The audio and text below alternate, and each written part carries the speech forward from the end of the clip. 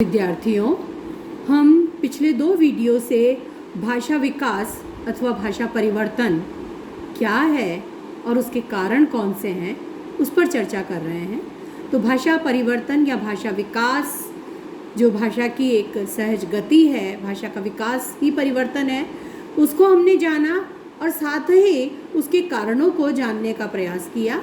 तो भाषा विकास के या भाषा परिवर्तन के कारणों को हम 2 वर्गों में रख सकते हैं, अभ्यंतर वर्ग और बाह्य वर्ग। अभ्यंतर वर्ग के अंतर्गत जो कारण आते हैं उनमें से 2 कारणों पर हम चर्चा कर चुके थे, उन्हें हम समझ चुके थे, प्रयोग से घिस जाना और बलाघात। उसके कुछ उदाहरण भी हमने देखे और उदाहरणों से उसे समझने का प्रयास किया। आगे हम अगला कारण लेते हैं प्रयत्न लाघव। ये शायद हम कह सकते हैं कि भाषा विकास का और भाषा परिवर्तन का सबसे बड़ा कारण है, सबसे महत्वपूर्ण कारण है प्रयत्न लाघव, जिसे मुख सुख या मुख सौकर्य भी कहा जाता है। मनुष्य का स्वभाव होता है कि वो कम से कम श्रम में अधिक से अधिक कार्य करना चाहता है और इसी कारण से संक्षिप्तीकरण की रीति चलती है। तो बोलने में भी वो आलस्य करता है, बोलने में भी वो यह सुविधा चाहता है या सहजता से आसानी से बोलना चाहता है।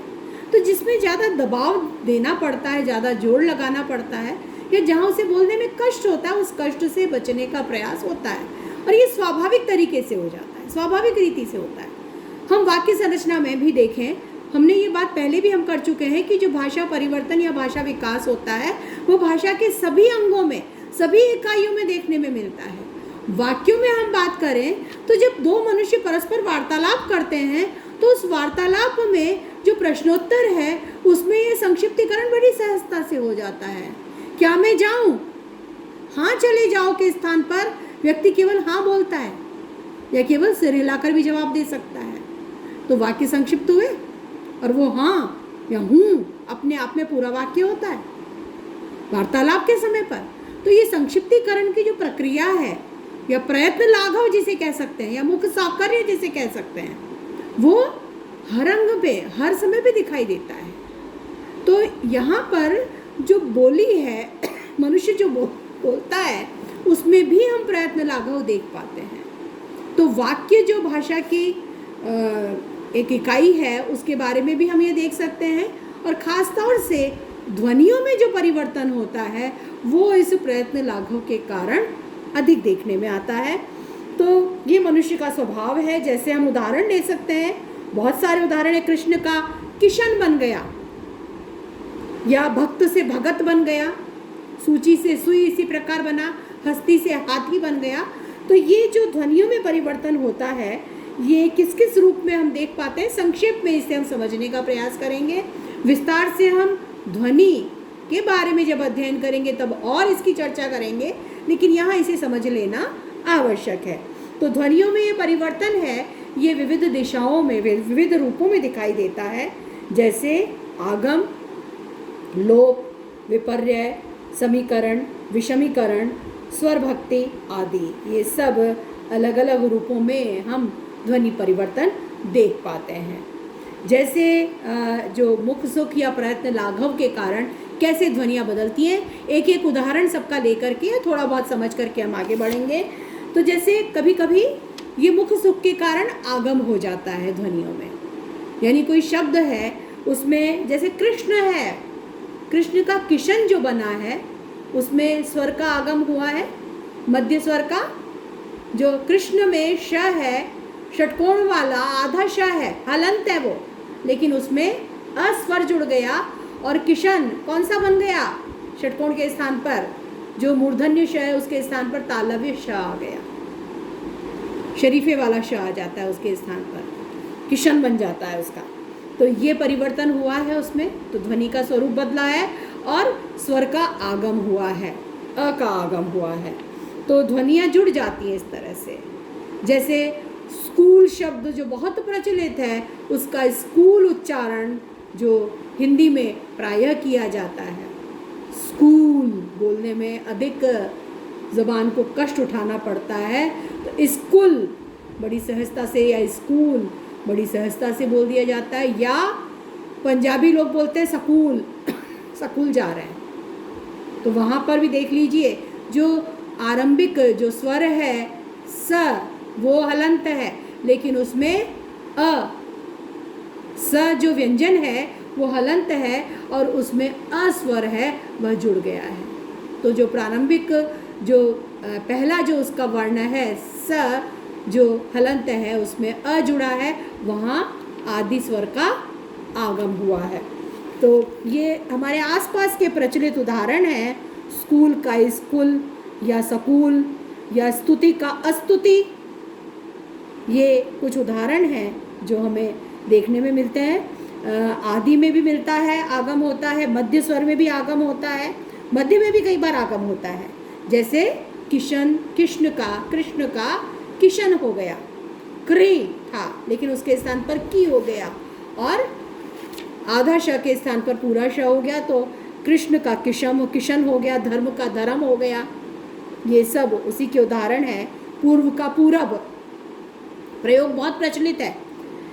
इसी प्रकार अंत में भी कई बार आगम होता है, जैसे कंत का कंता, या खास तौर से हम जो आजकल देखते हैं ना कि अंग्रेजी प्रभाव से उच्चारण जो है अशोक का अशोका उच्चारण हिंदी में भी किया जाता है, धर्म का धर्मा, योग का योगा, ये अंत में आगम हुआ है स्वर का। तो ये और धीरे धीरे इस प्रकार परिवर्तन होकर कई बार कुछ प्रभावों से भी होता है, लेकिन ये मुख सौकर्य के कारण भी कई बार आगम होता है। योग से योगा होना तो कहीं ना कहीं जो परिवेश का प्रभाव है, अंग्रेजी का प्रभाव है, उसके कारण बना है अधिक, और उच्चारण में धीरे धीरे लोगों के आ गया। अशोक से अशोका भी इसी कारण से हुआ है।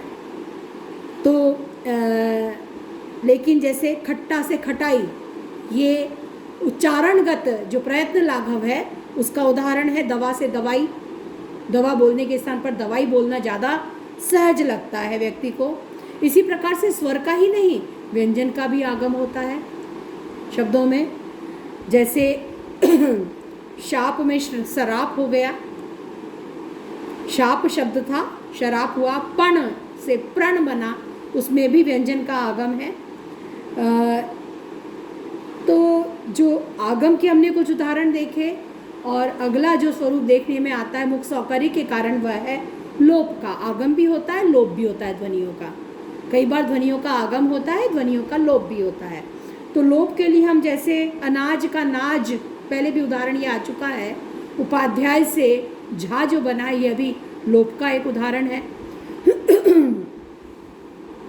तो स्वर लोप भी होता है और व्यंजन लोप भी होता है, दोनों के उदाहरण हमें मिल सकते हैं। अनाज से नाज, हाथा से हाथा, शिला से सिल, ये लोप के उदाहरण हैं, स्वर लोप के उदाहरण हैं। इसी प्रकार व्यंजन लोप भी हमें देखने को मिलता है। तरबूज पूरा शब्द है तरबूज, ये भी प्रयोग देखने को मिलता है। कृपया से कृपया प्रयोग बहुत लोग करते देखे जाते हैं। स्थली से थाली बन गया, स्कंद से कंद बन गया, ये व्यंजन के लोप के हम उदाहरण अपने आसपास देख पाते हैं। इसी प्रकार विपर्य होता है ध्वनियों का, ध्वनियों का स्थान बदल जाता है। जैसे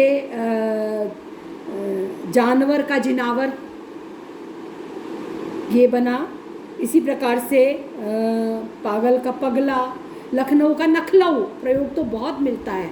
ये विपर्य का सबसे प्रसिद्ध उदाहरण लखनऊ से नखलऊ बन जाना है, और ये प्रचलित भी हो जाता है, चलन में भी आ जाता है। इसी तरह से समीकरण होता है कई बार शब्दों में, जैसे जिस समीकरण का मतलब है कि ध्वनि है वो परिवर्तित होके जो उसके पहले की ध्वनि है या उसके नज़दीक की जो ध्वनि है उसके समान बन जाती है। जैसे दूरवा है, उसका दूब बन गया। इसी प्रकार से वार्ता का बात बन गया, र का लोप हो गया और वार्ता से बात बन गया। यहाँ पर भी ध्वनि समीकरण हम देख पाते हैं, पूर्ववर्ती ध्वनि परिवर्ती ध्वनि के समान हो गई है। ठीक है। इसी प्रकार से दूरवा से दूब, जो इसमें भी ध्वनि बदली है। ऊर्णा से ऊन बन गया। वलकल का बाकल, कर्म का काम, इसमें भी ध्वनि है वो समीकरण के कारण बदली है। इसी प्रकार से और भी उदाहरण हैं।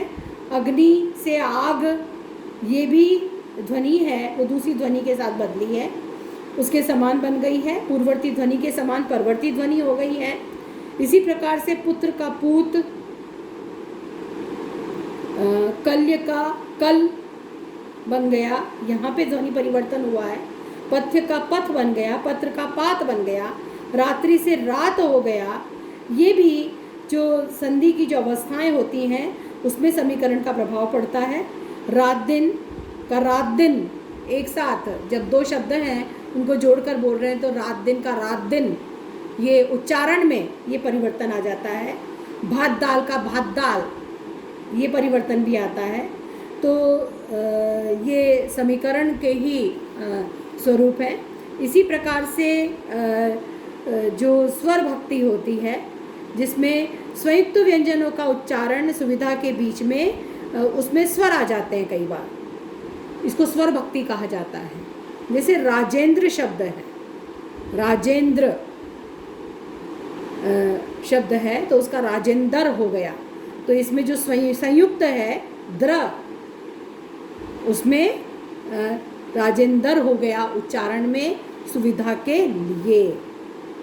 ठीक है, तो ये हम देख रहे हैं कि उच्चारणगत सुविधा के लिए ये मनुष्य करता नहीं है जानबूझ करके, ये प्रयत्न लाघव की प्रवृत्ति होती है मनुष्य में, मुख सौकर्य की या मुख सुख की प्रवृत्ति होती है, उसके कारण स्वाभाविक रूप से हो जाता है। मनुष्य करता नहीं है, ऐसा सोच के नहीं करता कि ऐसे बोलूँगा तो आराम रहेगा, ऐसे बोलूँगा सहज रहेगा, ऐसे बोलूँगा दिक्कत होगी, ऐसा नहीं है, वो स्वाभाविक रूप से हो जाता है। राजेंद्र, राजेंद्र का उच्चारण राजेंद्र करते हुए तो बहुत लोग देखे जाते हैं। नरेंद्र शब्द है लेकिन नरेंद्र बोला जाता है। तो ये जो संयुक्त वर्ण जहाँ आ रहे हैं द्र जैसे है, तो उसमें उसका पूरा हो गया, इसको स्वर भक्ति नाम दिया गया है। जो ध्वनि प्रसंग हम पढ़ेंगे, ध्वनि के बारे में चर्चा करेंगे तो इस पर और विस्तार से चर्चा होगी।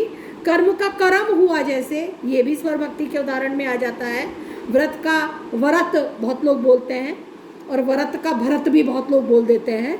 तो ये बोलने में किसी शब्द पर अधिक बल देता है, किसी पर कम, और इस प्रकार से शब्द उसके बदलते हैं और आगे पीछे भी होते हैं। जैसे वाक्य में भी हम देखते हैं कि ये बल देने का जो प्रयास है वो चलता है। तो जैसे वो कहता है तुम ही जाओगे, तुम जाओगे नहीं बोल रहा, तुम ही जाओगे, क्योंकि उसे उसमें बल देना है। वह आएगा नहीं, वही आएगा, वहाँ बल देने के लिए उसमें भी आप देखिए इस प्रकार से ई की मात्रा का आगम हो रहा है। ऐसे ही और उदाहरण हमें मिल जाए, और प्रवृत्तियाँ और स्वरूप हमें मुख सौकर्य के कारण भाषा में परिवर्तन का देखने को मिलता है। जैसे अल्प प्राण का महाप्राण ध्वनि में परिवर्तित होना, जैसे पुष्ट का पीठ बन गया। अल्प प्राण क्या होता है? जिसमें ह का संयोग नहीं है उच्चारण में, और महाप्राण ध्वनियाँ वो होती हैं जिसमें उच्चारण में ह का संयोग होता है। जैसे क अल्प प्राण है, ख महाप्राण है, ग अल्प प्राण है, घ महाप्राण है। तो यहाँ पर पृष्ठ का पृष्ठ शब्द है, पृष्ठ का पीठ बन गया है। ये हस्त शब्द है, उसका हाथ बन गया, तो त है वो थ बन गया, ये महाप्राण में परिवर्तित हो गया। इस रूप में भी हमें मुख सौकर्य के कारण परिवर्तन देखने को मिलता है। महाप्राण का अल्प प्राण भी होता है कई बार, जैसे सिंधु का हिंदू बना। जो हम हिंदी भाषा, जो शब्द आया कहाँ से हिंदी शब्द, उसकी चर्चा जब करते, जब हम हिंदी भाषा के संबंध में और चर्चा करेंगे, भाषा उसकी बोलियों की चर्चा करेंगे, तब हम इस बात को समझेंगे। लेकिन सिंधु शब्द है मूलतः, और सिंधु शब्द हिंदू बन गया, तो यहाँ पर ध का द हुआ है, ये महाप्राण है, अल्प प्राण ध्वनि में परिवर्तित हुआ है। इसी प्रकार से घोषीकरण देखने में आता है, यानी पास की दो ध्वनियाँ अपने परिवेश और अन्य कारणों से घोष से सघोष से अघोष से घोष में बदल जाती है, तो घोषीकरण है। जैसे मकर का मगर हो गया, कटाह का कड़ाह हो गया, ये घोषीकरण हुआ। इसी प्रकार अघोषीकरण होता है, जैसे मदद से मदत होना, यह अघोषीकरण है, यानी द ता में बदल गया, यानी घोष ध्वनियाँ अघोष में बदल जाती हैं, तो अघोषीकरण कहलाता है। अघोष ध्वनियाँ घोष ध्वनियों में बदलती है तो घोषीकरण कहलाता है। तो ये मुख सौकर्य प्रयत्न लाघव है, ये भाषा के विकास का, भाषा के परिवर्तन का एक बहुत बड़ा कारण है। और हमने कुछ उदाहरणों से इसे समझने का प्रयास किया कि किस प्रकार मुख सौकर्य के कारण या प्रयत्न लाघव के कारण वाक्य में भी बदलाव आता है, और किस प्रकार से इस प्रयत्न लाघव के कारण हम वाक्य में वैसे तो बदलाव उस रूप में नहीं देख पाते, लेखन में वाक्य संरचना में उतना बदलाव नहीं देखते, लेकिन फिर भी जब वार्तालाप करते हैं तो परस्पर वार्तालाप के समय वाक्य संक्षिप्त हो जाते हैं। इसी प्रकार से ध्वनियों में तो बहुत अधिक परिवर्तन आता है। तो ध्वनियों में परिवर्तन किस किस रूप में देखा जा सकता है इस मुख सौकर्य के कारण, उसके कुछ उदाहरणों के द्वारा हमने मुख सौकर्य के कारण या प्रयत्न लाघव के कारण भाषा में होने वाले परिवर्तन को देखा। तो भाषा में परिवर्तन का एक बहुत महत्वपूर्ण कारण है, वह है प्रयत्न लाघव या मुख सौकर्य। आज इतनी ही चर्चा करते हैं। अगले जो कारण है भाषा परिवर्तन के आंतरिक कारण हैं, उनको हम अगले वीडियो में लेंगे।